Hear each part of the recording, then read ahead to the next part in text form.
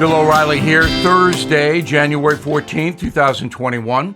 You are listening to the O'Reilly Update. Here's what's happening across our nation. Congress impeaches President Trump a second time, but the Senate may never try the case. Nancy Pelosi violates her own gender language rules.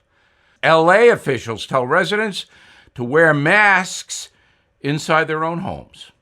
Also ahead, what really led to the Capitol riot last week.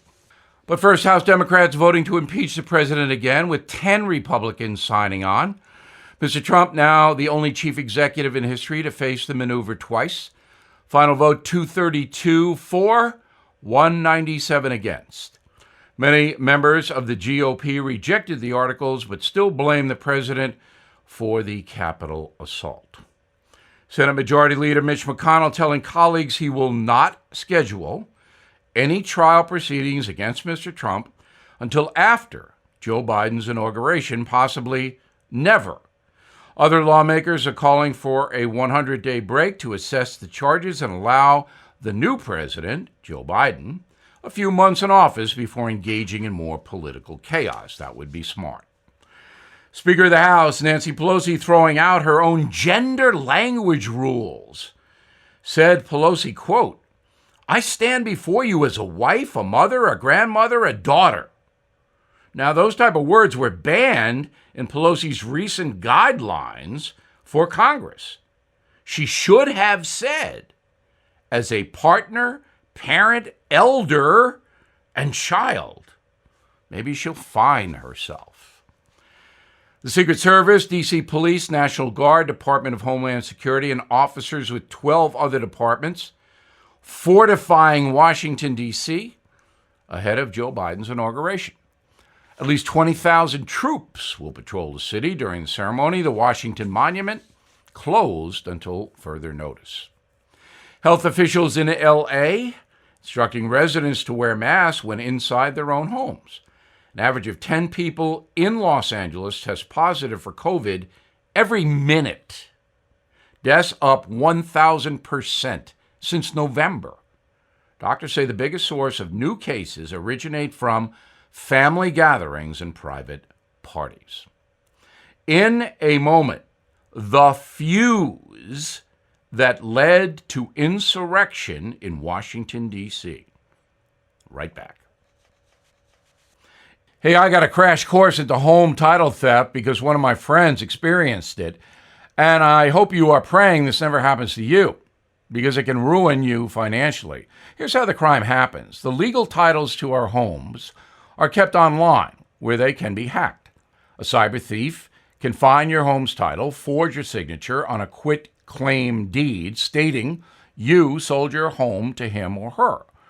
Then the thief takes out loans against your home until your equity is gone. You won't even know until the collection company calls, pour in. You're not protected by insurance, your bank, or common identity theft programs. Home Title Lock does protect you. And in the unlikely event you become a victim of title theft while a member, Home Title Lock will spend up to $250,000 in legal fees to help restore your home's title. So please go to HometitleLock.com, register your address to see if you're already a victim. Then use code RADIO for 30 free days of protection. That's code RADIO at HometitleLock.com. Time now for the O'Reilly Update message of the day.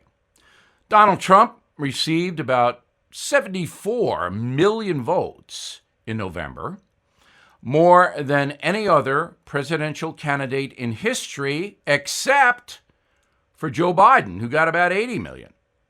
Mr. Trump does not believe he lost the election, saying over and over there was significant fraud. Here are some examples of what Mr. Trump is talking about. The Commonwealth of Pennsylvania violated its own constitution by illegally changing the mail-in ballot rules at the last minute. COVID was the reason for the change. However, Pennsylvania actually began altering voting rules in early 2020, about this time last year. And the new guidelines were transmitted to both campaigns, Trump and Biden.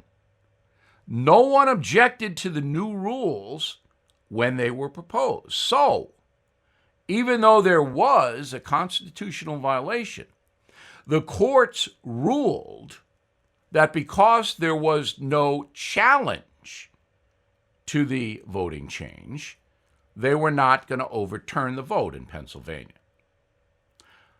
Mr. Trump also believes that more than 5,000 dead people voted in Georgia.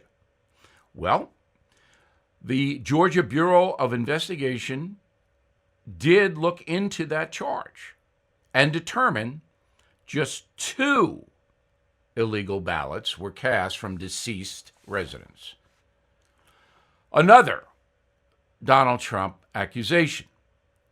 18,000 ballots in Atlanta were cast 3 times each. That was based on videotape. But again, that was looked at by the authorities in Georgia, and they came to the conclusion that the ballots in question were not cast 3 times, they were checked 3 times. Now, this one is a little dubious, in my opinion. I do believe there were shenanigans around Atlanta in those counties, but I can't prove it. There's another claim that 20,000 people in Georgia under the age of 18 voted, but no one has been produced in that crew. No one. Finally, President Trump and his administration claim that 10,000 felons voted from federal prison in Arizona, which would be illegal. But again, Arizona authorities investigated and they found 0 evidence that anybody voted from a federal prison. Still, millions of Americans believe the election was corrupt. And in some states, former Attorney General William Barr says it was. But, Mr. Barr goes on, it was not enough to overturn any state. So, emotions are high. Evidence is low. But the people who attacked the Capitol acted on emotion. And the whole country was shocked. I'm Bill O'Reilly, and I approve the message by writing it. Disagree? I'd like to hear from you. Bill@BillO'Reilly.com. In a moment, something you might not know. This year marks 20 years since America's darkest day, September 11, 2001, and the Tunnel to Towers Foundation has been supporting America's frontline heroes ever since. When a first responder or military service member doesn't come home and young children are left behind, Tunnel to Towers pays off the mortgage to lift the financial burden for the family and bring their family some stability. For catastrophically injured vets and first responders, Tunnel to Towers builds mortgage-free smart homes, enabling our most severely injured heroes to live more independent lives. Our nation's heroes, people who are willing to die for us, need your help. So please don't wait.